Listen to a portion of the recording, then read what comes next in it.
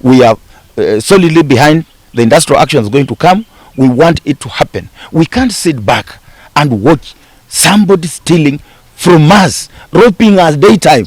And because we have nothing to do, they have already said they are going to steal the money. We cannot allow that. We can't. That one we cannot accept. It is obvious that we are going to lead Kenyans in a massive industrial action against the theft that's going on. But I want to be very clear. SHA, what was proposed to be offered to Kenyans is way superior than NHIF. But it's not being funded because money is going to 2 or 3 people. So the problem in this shift and SHA is corruption. But the entire program is good. If I'm in Nairobi and my relative is sick at home, I should also be told has gone to hospital, is being treated. I should not be told bring money, ya kununua dawa, ya kununua nini. But if this thing continue, we'll still continue the problem that we've been having. Right now, mothers are not being allowed to give birth. If you don't have money, you cannot be treated. You know, how do you talk of universal health coverage when you're denying people services? They even say they wanted, if you have not registered with that SHIF and SHA, you cannot be treated anywhere in Kenya.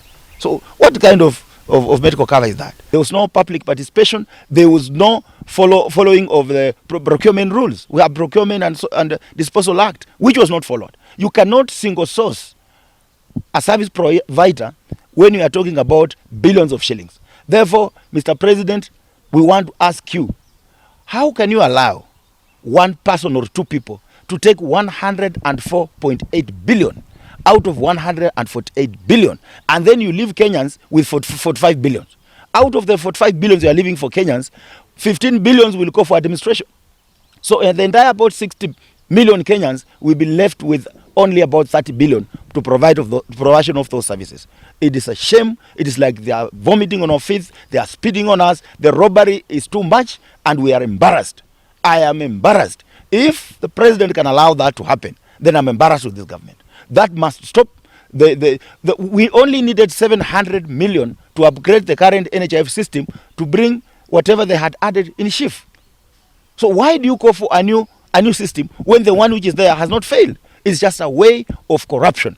It's a way of wanting to steal from Kenyans, but the stealing they want to do in this SHIF, it is stealing that even a small child of 2 years cannot accept. We urge the president to intervene. We urge him to tell the procurement people to follow the right channel in the procurement, and the old system of NHIF should be upgraded.